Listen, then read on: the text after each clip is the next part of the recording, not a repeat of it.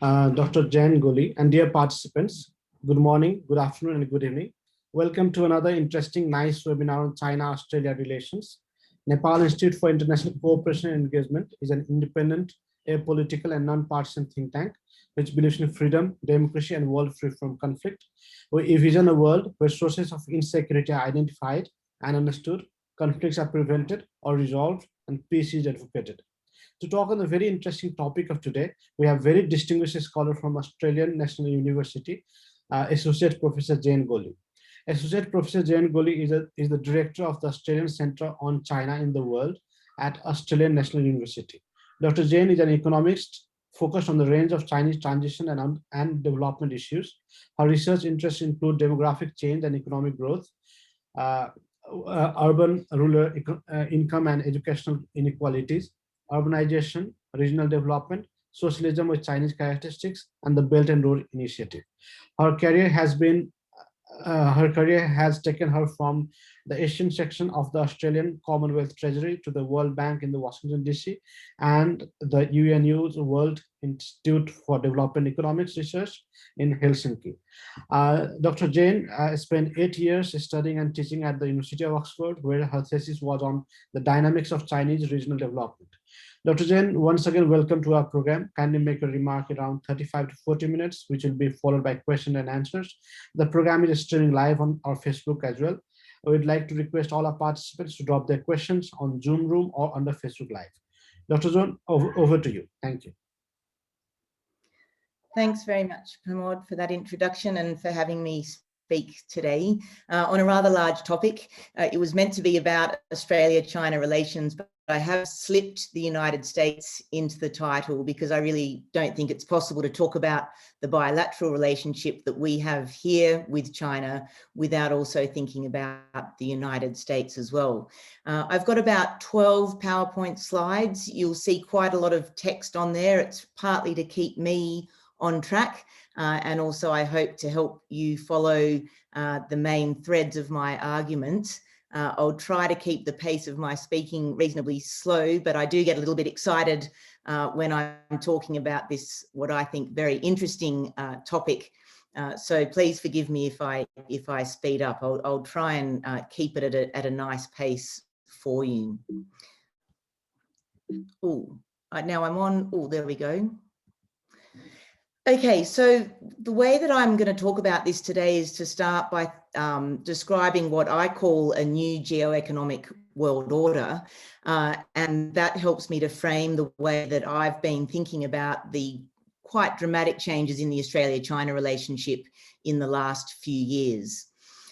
In this new geoeconomic world order, and I'll talk more about what I mean by geoeconomics, but I can identify 5 global trends, and you might be able to come up with other ones as well, that are manifesting at the intersection of politics, economics, technology, and society, and that have significant implications, not only for Australia, I'm sure for Nepal, and for all the other countries in the region, and indeed the world as well.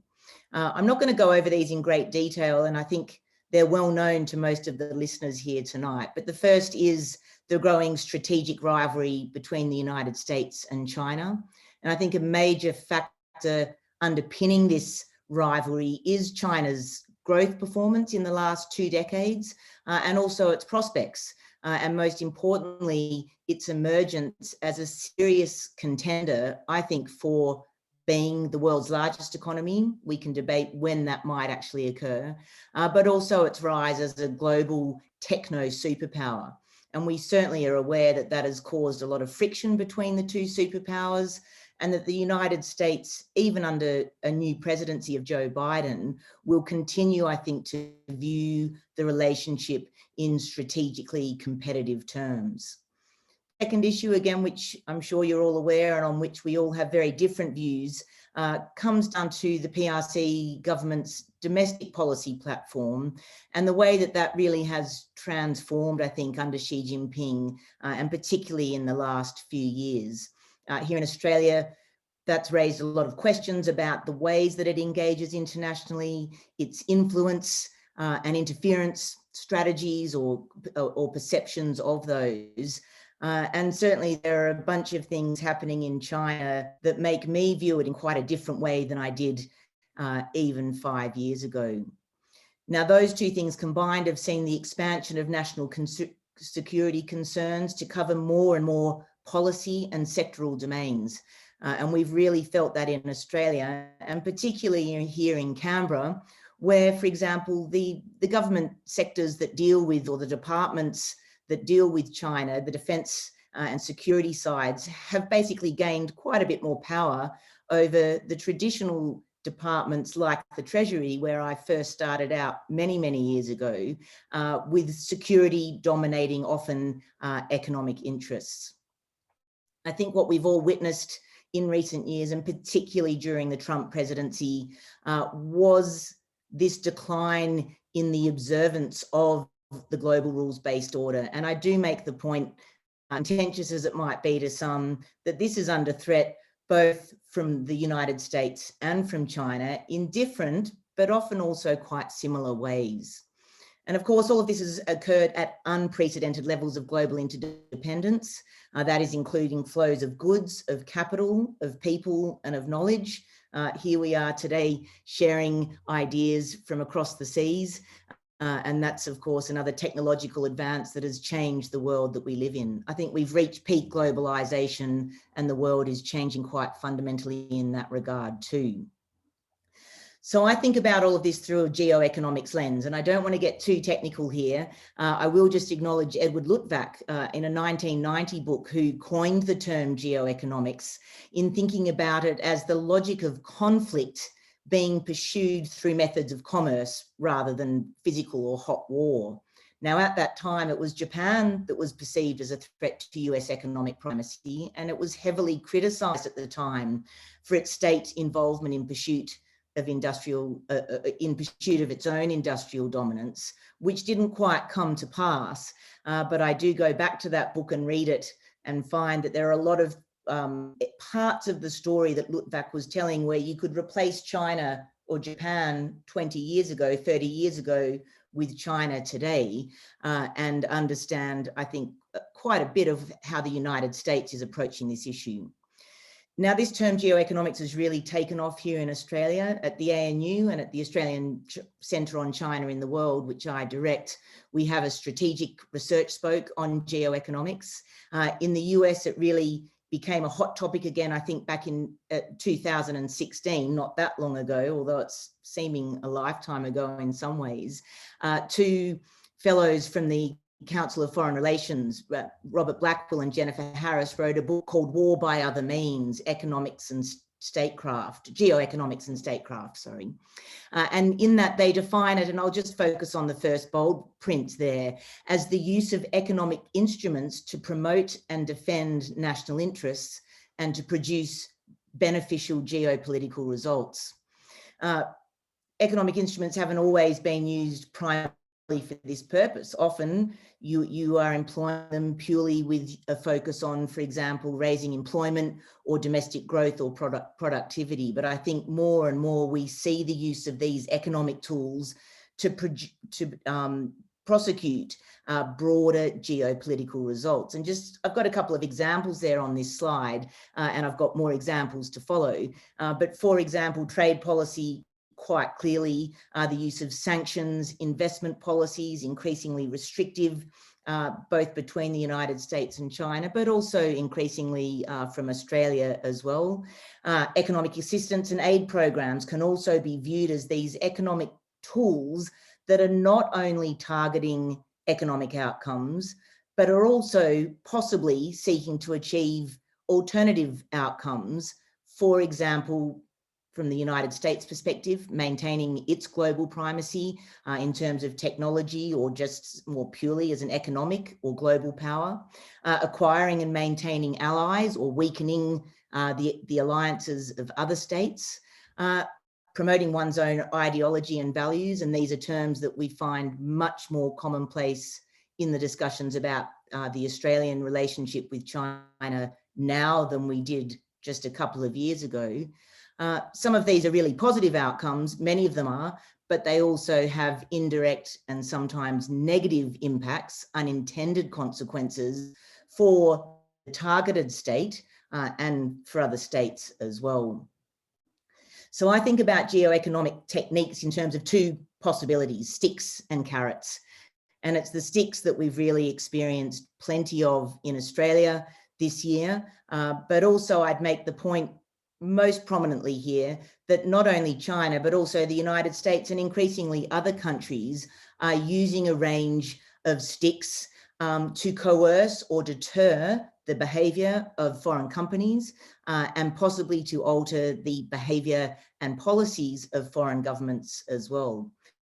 And so from the list that you can see down there, again, I'm going to assume, I hope I'm correct in doing so, familiarity with a lot of these examples. I guess one of the most talked about examples going back a little way now was China's decision to penalise a range of South Korean exports in the wake of Seoul's decision to install the THAAD anti-missile defence system in Korea at that time. I also think about the US trade war with China in these terms. Trump came to power, was determined to make a move against China in pursuit of making America great again, and everything that's unfolded in that time since he won that election so many years ago. We've seen the United States, of course, using an increasing number of export controls, restricting firms like Huawei from participating in their domestic market. More recently, in the wake of events that have unfolded in Hong Kong and especially in Xinjiang, they have resorted more and more to sanctions on individuals like Carrie Lam, but also onto large corporations like the Xinjiang Production and Construction Corp. And again, I think of these very much as economic tools that are being used to send a signal to a target government. Japan has learning to play the rules of the game in, I think, 2018, restricted, or 19 perhaps, restricted exports to South Korea over a dispute they were having about the compensation of forced labour during a much earlier period of dispute between the two countries. I'll talk more about China and Australia when I get to that. But before I do that, I would like to make the point that I, as an economist and not a strategist, don't only see these sort of geoeconomic tools always being used in zero-sum terms. It is possible to use carrots instead of sticks to encourage or persuade other countries to behave in ways that you would like them to, as a sender government might choose to do. Now, we've got a huge number of examples of these, and we can talk, or I can take questions on any of these specifics. But to give one example, and many of these are contentious, the Belt and Road Initiative, which the Chinese government launched under Xi Jinping back in 2013. Some perceive that as what I would call a giant geoeconomic carrot, a way of pumping money or providing infrastructure and capital to support development and strengthen trading links between China and Japan, or between China, sorry, and the target country, in order to induce better behaviour by that country as far as Beijing sees it. We could also discuss whether it was just a sensible regional development strategy, and I have my own views on that. In response partly to the Belt and Road Initiative, Australia has started to use some of its own geoeconomic carrots, most prominently in recent years what we call the Pacific Step Up, which involves a range of different policy tools to try and compete with China, essentially, in what our former Foreign Minister, Julie Bishop, described as Australia's sphere of influence. There are a lot of other contentious ways in which China, for example, has used Confucius Institutes to partly raise culture and language sort of understanding, but also with perhaps the implicit, occasionally explicit insistence that by having Confucius Institutes within a university or a country, that country might then be more likely to toe the Communist Party line. I like the Trans-Pacific Partnership as an example that Blackwell and Harris, the authors of the book, described as the cornerstone of the United States Asia-Pacific strategy and the cornerstone of what they thought their geoeconomic strategy should be in our region, suggesting that it would tie together America's friends in Asia and allow them to negotiate the terms of engagement between US collaborators in the Western and Eastern hemispheres. More recent revival of the importance of the Five Eyes alliance between Australia, the United States, Canada, the UK, and New Zealand has also, I think, taken on a geoeconomic lens, and that's how I tend to think about it. Now, just very quickly, I'll make the point that just like having the world's largest military doesn't guarantee victory in a war, having the largest economy doesn't automatically imply that you will have the greatest geoeconomic power. Instead, a country's geoeconomic power stems from asymmetric dependency, and we're certainly well aware of that here in Australia. It relates to a capacity for leverage and also market power. And again, it's where Australia finds itself in a rather unpowerful position, certainly relative to the United States and China. There are all sorts of different ways that the two superpowers are building up their market power and are building up their structural power. But the way, somewhat pessimistically, although I hope with a realist lens to it, that I think about the way the world is unfolding is that both the superpowers are building up their geoeconomic power, and what we're witnessing, not to sound too alarmist about it, but is the unfolding of a geoeconomic war, a war by other means, as Blackwell and Harris called it, and of course, as many other thinkers across the world, including from within the United States, are now describing it, the start possibly of Cold War II. What does it mean for the United States and China, and what lies ahead for them is absolutely fundamental to understanding, I think, what Australia is facing and also how it might proceed in the years ahead. And again, unfortunately, I think this new geoeconomic era is looking pretty ugly on both sides of the Pacific. We've seen a US strategy under Trump that shifted from decades of being a very positive influence in the global order to one where coercion is much more commonplace, and where protectionist tendencies have also become much more acceptable, and that tends to have bipartisan support, although with some debate. But it's unlikely, I think, that Joe Biden will make a significant shift away from that trend. China, meanwhile, I think I could describe as being the master of using the state to pursue its economic and geopolitical aims. It has the potential to be a master player in this geoeconomic world. They're using sophisticated combinations of coercion and inducement, or of carrots and sticks. And of course, as their economy continues to perform and indeed to outperform the rest of the world, that power is likely to grow. And this is happening at a time when both countries are increasingly taking very seriously the need or the desire to decouple from each other. The Chinese are talking about it in slightly different language: self-reliance and self-sufficiency, old terms that are familiar to students who have studied the Maoist era of command planning some 50, 60 years ago. But certainly we're facing a less globalized world, and the United States and China, I think, will be driving that trend. I do often wonder, before I shift to the Australia part of the talk, in this war by other means, or Cold War II, what victory would exactly look like? There are hawks in the United States government and indeed in Australia as well, but who have gone as far as calling for regime change in China. And this is despite the fact that the vast majority of Chinese people, to my understanding, don't actually want that.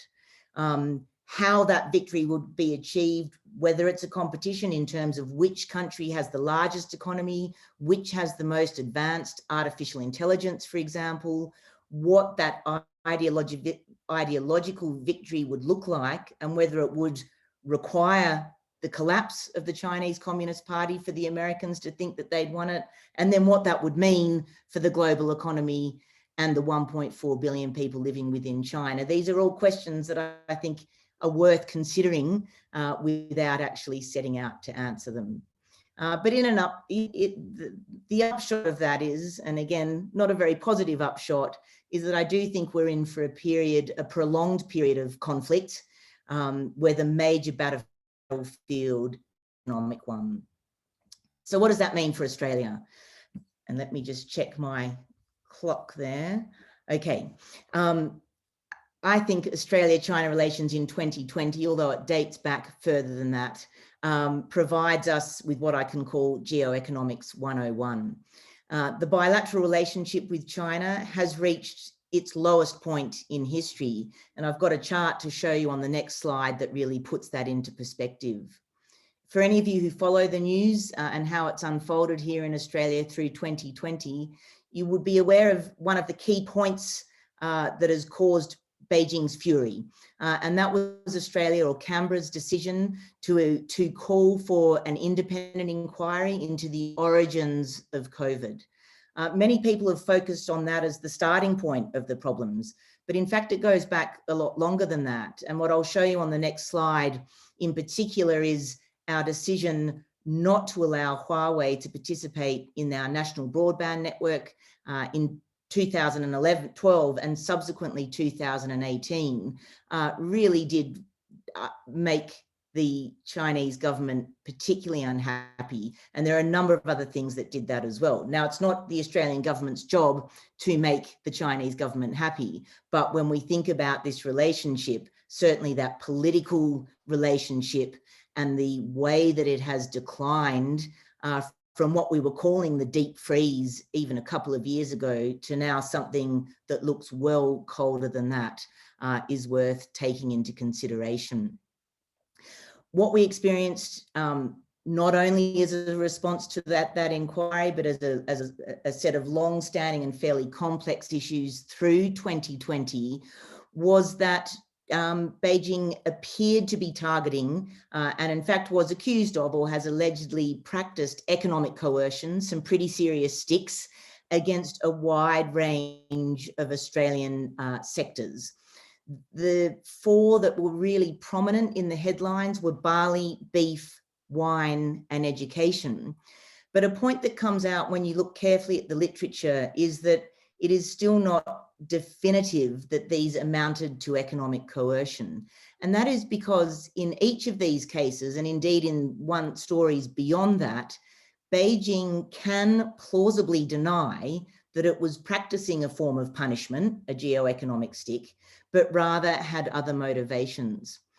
I won't go into all of these in detail, although I can talk more about them if that's what interests you. But to take one example, in the case of barley, which was hit with punitive tariffs in Australia, choking off almost all exports to China through 2020, it was reported in much of the Australian press, and I know that it made it to international press as well, that this was a direct retaliation because of the COVID inquiry. If you look more closely at the story behind that, it turns out that was an 18-month-long investigation into anti-dumping that had commenced back in 2018, and it was due to be concluded in May 2020. Now, it probably wasn't just a coincidence that this was exactly the time that the inquiry had been launched, and that the Chinese government possibly or probably wanted to signal its displeasure to Canberra. But there is still the possibility, and they did deny that that was the case. In all the other examples that we can illustrate, education being another one, there was a pretty clear signal from the Ministry of Education in China. As the political relationship deteriorated, out came, I think in about August in this case, or July, a message from the Ministry of Education to the Chinese people that Australia was unsafe because of a rise in anti-Asian racism that was related to the COVID pandemic. It was actually the case that there was a rise in anti-Asian racism in this country, and I'm absolutely horrified and ashamed that that is true. It was the reason that the Chinese government put forward for this warning. Others viewed it as coercion. By the end of the year, there were also bans from the Chinese government on timber, coal, lobster, sugar, copper ore, wool. And as these number of cases mounted, deniability that they were doing it to punish us surely becomes more implausible. And certainly I would concede that it seems we are being punished in one way or another. Now, I've got a chart here that you probably can't see all that clearly, and I won't dwell on it in the interests of time. But what this does, and it relates to some research that I'm doing with my PhD student on Australia-China political relations. And basically what this chart does is track the messaging that the Australian government sends to China, and in blue, and vice versa, that the Chinese government sends to Australia, drawing on global news reports from across the world and collating those to construct what we call a Goldstein index of cooperation or conflict. And I use this to make the point, and I hope again quite clearly, that while, for example, 2020 looks like a pretty bad year and we see a downward trend all the way through it, and I've got the point there identifying the precise point in time when Australia called for that independent inquiry. But from China's perspective, for example, the lowest point of all was the ban on Huawei from entering the Australian 5G market all the way back in 2018.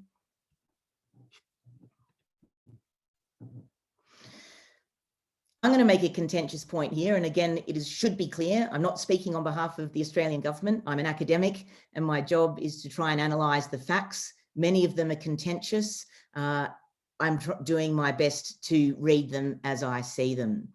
The point that I'd make on this slide as I come to a close is that it does take two to tango. There's no question that China has done a bunch of things that have been deeply worrying for the Australian government, and the Australian government has responded in a variety of ways. But whilst often criticising the Chinese government, for example, for practicing economic coercion or for doing things that are not in our national interests, the Australian government's also taken a bunch of decisions that I think, I would say understandably, have frustrated the Chinese as well.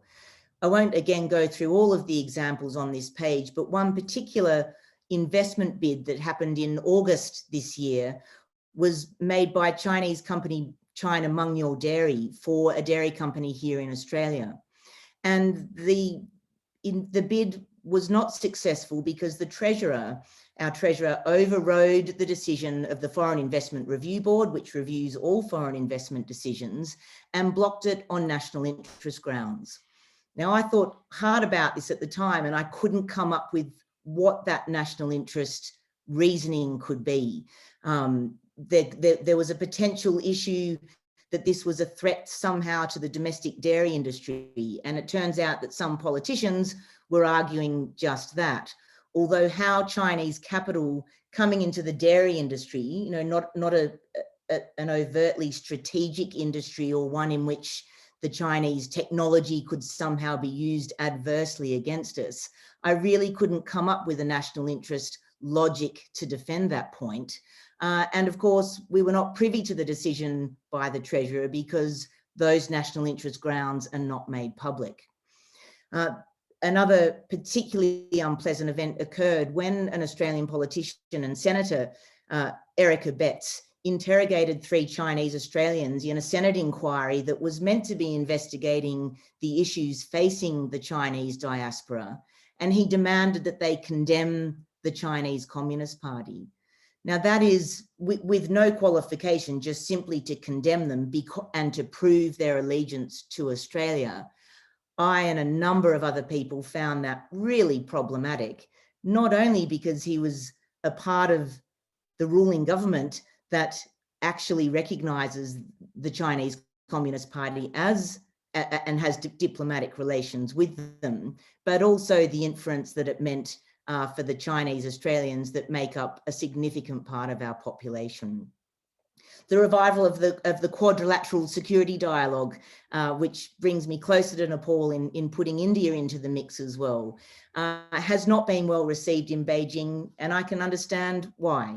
when the US State Secretary back in last year explicitly described the revival of the Quad as being necessary to protect us all from the CCP's exploitation, corruption and coercion, and to counter the challenge that the CCP presents to all of us. Now, our own Foreign Minister, Marise Payne, was more qualified in her comments, but she did point again to the deepening of ties with like-minded partners. And that like-minded partners seems pretty specifically targeted against China, even though sometimes some of us might wonder just how like-minded we are, in fact, with India, Vietnam, Indonesia, and other countries that we've been made to seem like-minded with. I prefer we didn't use the term at all and looked for common ground with all of the countries that we could find common ground with. Just one comment on former Australian Ambassador Jeff Raby describing that same Quad as containment by any other name.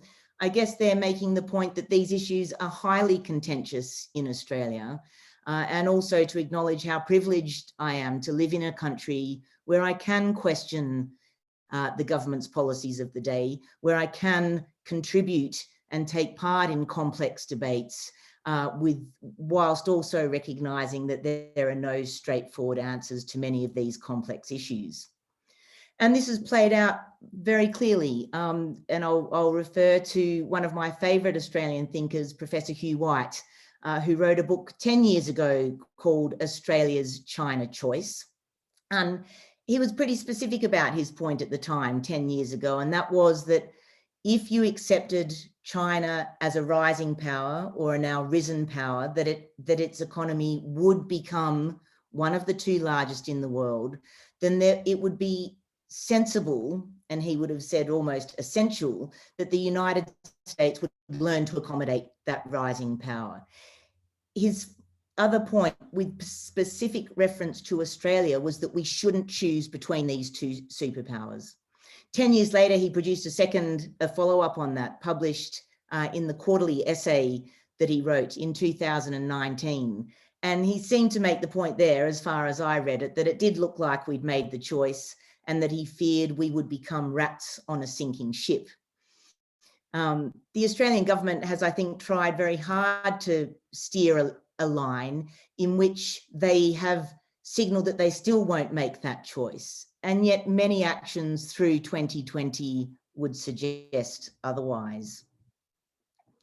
To my final slide, I hope I've given some provocative points for us to take up in the Q&A that follows. I ask myself the question all the time, should Australia pick sides? Have we picked sides? And what happens if we pick the losing horse? And that, of course, opens up a whole new can of worms about China's future economic trajectory and that of the United States as well.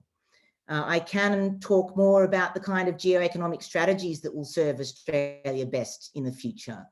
But I thought instead I'd close with some of the big controversies unanswered that exist here in the Australia-China debate today. There's no doubt that we're very dependent on China as our largest trading nation, but are we too dependent on China? Could it be a blessing in disguise, or is it just simply a curse? As we grapple, and as many people here push for diversification away from China, shouldn't we be thinking also about how they are trying to shift away from us too? There are unanswered questions about whether Chinese investment and trade necessarily translate into malign power and influence, as some in the previous US administration and in the current one still think. And then there are big questions about whether trade can remain resilient to deteriorating political relations. And it does look like that political relationship is unlikely to improve substantially in the time ahead. My final point is that as an academic, of course, I believe that knowledge and clear-eyed evidence-based analysis are crucial to understanding these complex questions. And I remain flexible to changing my position when new information comes my way. And Pramod, I will just leave on the slide there to finish up a slight self-promotion for our China Story blog, on which these and many, many other issues are discussed. It's a blog and yearbook that I run and edit out of the China in the World Centre. Thank you. Dr. Jane, thank you very much for the wonderful discussion. It was really insightful presentation. We learned a lot, and I'm sure our participants have also benefited from it. We have received lots of questions, so without delay, let me share some of the questions with you. Since we have received lots of questions, I'll try to club the question into a set of 2 or 3 questions. So please allow me to share the first set of questions. The first is, how does China see at Australia's presence in the Quadrilateral Strategic Alliance? How much does China pressure on Australia to keep it out of it? You have briefly discussed about it during a presentation as well. Can Australia somehow commit to Quad with its economy linked, intertwined with China? So is it possible for Australia? Third is, how would Australia balance its relation with increasing rivalry between US and China, while on the other hand, it has signed RCEP, and on the other, it's a member of Quad. So how do you see this Australia-China relations, where Quad is seen as anti-China alliance? Thank you. So yes, I did mention the Quad briefly. I can answer the question about how Beijing feels about it quite categorically. They have been extremely displeased. Of course, as I stated at the beginning, it's not the Australian government's duty to try and please China. But of course, when they are our major trading partner, and knowing that they have become increasingly both capable and willing to use these coercive tools to signal their displeasure, I do think it's important that the Australian government takes that into account. And I'm sure that they do in the decisions that they make. Now, what they have judged is that the Quad is important. It's an important part of alliance building, and they're prepared to suffer the displeasure from China in order to pursue that alliance. I think the like-mindedness that they focus on, as I mentioned, is particularly problematic for Beijing when, for example, it looks at what's unfolding in Indian domestic politics and might have reason to think that there are some things where there's some common ground there, and that the distinction and the singling out of China as the focus, either implicitly but more and more explicitly, of the Quad's attention, of course that's not going to make Beijing happy. And really that relates to the second question as well. I mean, this is the trickiest question that I think the Australian government and its people face. I didn't spend much time on that slide that I showed, the Hugh White's China choice, but what it did was track Australian perceptions as recorded in the Lowy poll that records public perceptions over time about the importance of the American relationship with Australia and the Chinese relationship. And what we see is that in about 2015, there was a crossover. China, as the most important relationship that we had, was on the rise, and America was on the decline. But really in the time since Xi Jinping's, I think, decisive turn in China became more obvious, that has diverged, and now the importance of the US is on the rise and of China on the decline. So of course the Australian government will focus on its domestic constituency, and there's also a circularity there, I think. As the Australian government becomes closer to the United States, talks more about the importance of the alliance, promotes ideas like the Quad, the people are also more likely to think that that is the more important relationship. And then as a collective are prepared to take a stronger economic hit from it, although not so much for the individuals who are suffering, from those various sectors that have been quite specifically targeted. Now, RCEP offers a really great opportunity for Australia, for China, for the region to find ways to work cooperatively. And I think it's also a signal to the United States that we intend to engage with the region, and we intend to pursue trade and investment opportunities with our nearest neighbours. And so RCEP is one of those silver linings in the cloudiness, I think, of the geopolitics that we're facing at the moment. Thank you so much. Let me move to the second set of questions. Different countries are talking of decoupling of their economies from China. So are there similar discussion or demands in Australia that Australia should decouple itself from China? That is first. Second, does China have any BRI project in Australia? If yes, what are their situations? How is it going to contribute to Australian economy? How is the public reaction towards China? And there are lots of questions again clubbed with BRI, that is Indo-Pacific strategy going to impact China's Belt and Road Initiative in Australia or maybe other part of the region? If yes, how? And another question is, what are the Sorry, Pramod, could I just ask you to clarify? The second question was about China's what in Australia? Second is, does China have any Belt and Road Initiative projects in Australia? If yes, what are the situation? What is the contribution to Australian economy? And how is public reaction about BRI projects, if there are any? And they're also linked with, is Indo-Pacific strategy going to impact China's Belt and Road Initiative? And the last question is, what are the different Australian projects in China? How strong is Australian engagement with China? Basically talking about the development projects. Right, there's just a few big questions there, thank you. Let me talk about decoupling first. So it is not a word that is being used in Canberra much at all. There are certainly those people, and there is a debate about just how far we should reduce our dependence on China. There is a lot of talk about diversification, or what the Australian government more recently is trying to refer to as expansion.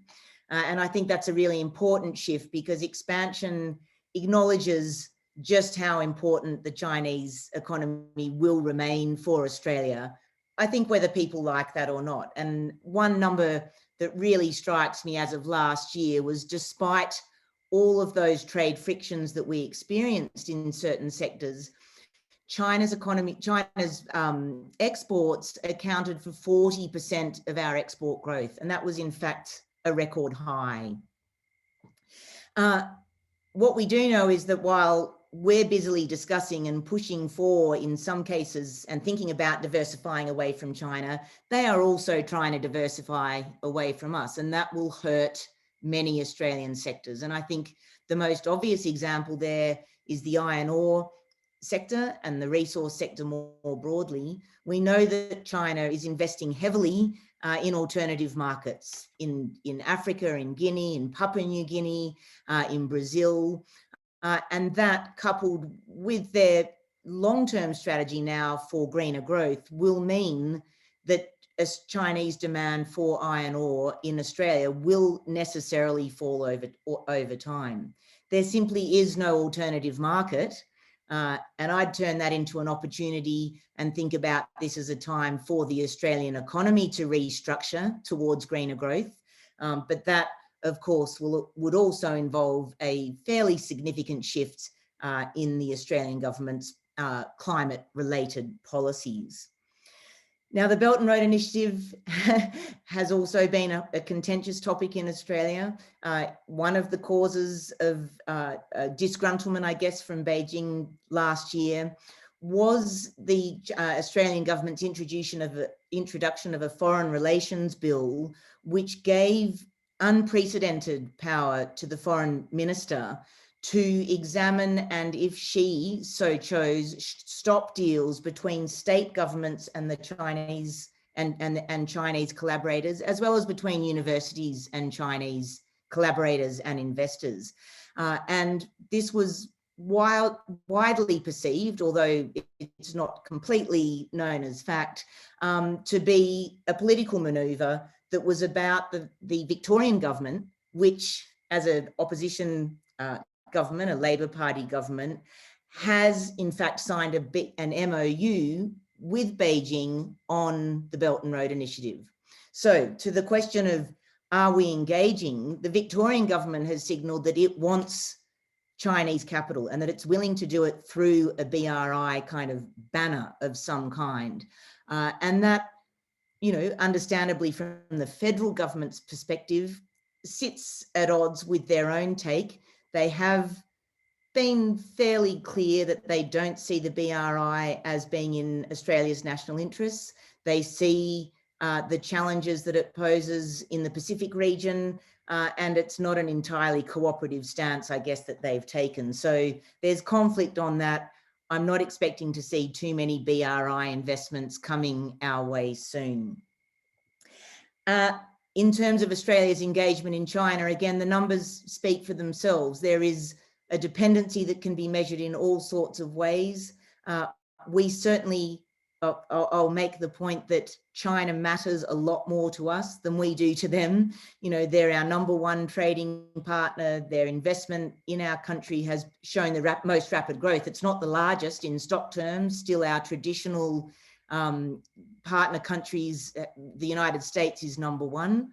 But in terms of Australia's footprint in China, that's always been much smaller, and partly because the Chinese government has had a far more protective stance, for example, on its foreign investment. It's blocked investments over time in a whole range of sectors where we've been far more open. But I know, as anecdotal response, that there are still a lot of Australian businesses doing well based in China and essentially thriving off that internal domestic market. Thank you so much. We are running out of time. We hardly have around 10 minutes. So let me pose the last set of questions.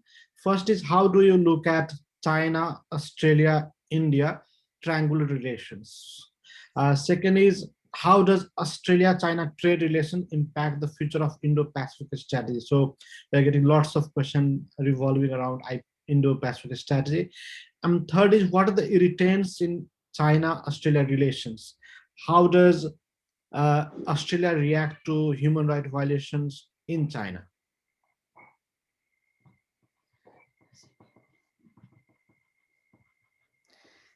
Just because it's getting late here, I am scribbling down those big sets of questions to make sure that I answer them all.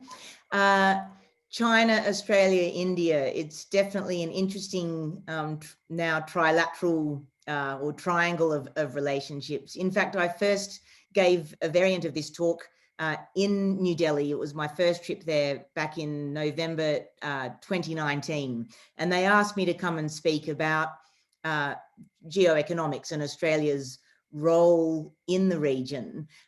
It was exactly around the time that India made the decision not to join RCEP. And it was very clear to me just how disappointed the Australians were about that. As the Australian government, I think rightly, continues to defend and promote the global rules-based order, we have been such huge beneficiaries of an open trading system, and a partnership like RCEP offers huge promise for the three countries to find ways to continue that cooperation. And so India's decision to step aside was deeply worrying, I think, for Australia. And I guess that in turn leads to that other very contentious question about the Indo-Pacific strategy. I do actually have, sitting right here, Rory Medcalf's book on the contest for the Indo-Pacific and why China won't map the future. He's a colleague of mine at the ANU. We respectfully disagree on a number of points. I always learn from him, but also don't necessarily see the future looking quite the way that he does. For me, the term Indo-Pacific is problematic. I have spent most of my academic career now in the College of Asia and the Pacific. I started my working career in the Asia section, newly established at the time, of the Australian Treasury. And I've always been, I guess, a part of the Australian thinkers that see our position in Asia and not in some newly defined region. But I'll accept that I may have lost that, that debate. We are now always referring to the Indo-Pacific. And again, I see that, in geopolitical, in geoeconomic terms, I do see it as a way of diminishing China's importance. and almost, I would say, of wishfully thinking that China wasn't going to be the #1 power. Now that opens again into debates, and these are ones where I take a much stronger stance about the future of China's economy. I think, and it comes back to Hugh White's book and his entire thesis as well, and I do identify with that. It's if you accept China's future as the #1 regional power, you make different decisions than if you think and instead focus on its weaknesses. If you think instead that India can be the solution and for our diversification. I look at the growth rates for China and India last year, and it's just not how I see the future unfolding, which is not to say that diversification and expansion into India wouldn't be a wonderful thing. And I hope that we can engage and trade more, not just with India, but with all of the countries in the Southeast Asian region. It's just that at this point in time, there is no substitute for the market size of China. And I guess that's an issue that you all understand well too. On human rights, another very contentious topic to wrap up a whole bunch of contentious topics. The Australian public in that Lowy poll that I referred to for 2020, they were in fact asked the question, I think for the first time, do you think sanctions should be used to penalise countries, i.e. China, for their human rights abuses? And I actually think this question should be unpacked a little further, because to ask whether you should use sanctions, I think you first need to understand whether or not sanctions might prove effective. You should also probably ask whether you're committing your own human rights abuses. And I would maintain that Australia is certainly not a perfectly innocent player in that regard, and particularly with respect to the asylum seekers that we have on Nauru and in other places in the Pacific. But that said, there's another bigger point, which is to ask the question, would sanctions work? Now, I think there's a good chance the United States under Joe Biden, we know that he is going to make human rights prominent. And I think it's very likely that we'll see a growing use of sanctions from the US.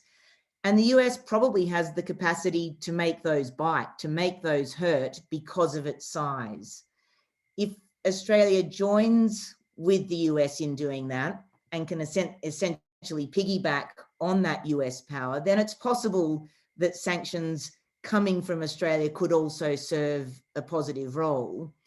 But if I had to make a call on it, I don't think it's going to change the behavior of the government in Beijing. And what it will do is hurt individual people. You know, the Xinjiang Production and Construction Corps, the last time I checked, it employed something like 1 million people. It's one of the largest state-owned companies in the world. Do you want those people to suffer, and will it bring about the change that you want? And to be clear, I absolutely stand with the Uyghurs, for example, and against the human rights abuses that are being committed in Xinjiang. But the question about how to stop that from happening is not one that I can answer in any kind of straightforward way. It's certainly being talked about. Dr. Jane, thank you very much for the interesting presentation and discussion. We are really grateful for your time. We'll continue to engage in such discussion in future, because we still have around 20 questions, but we don't have time.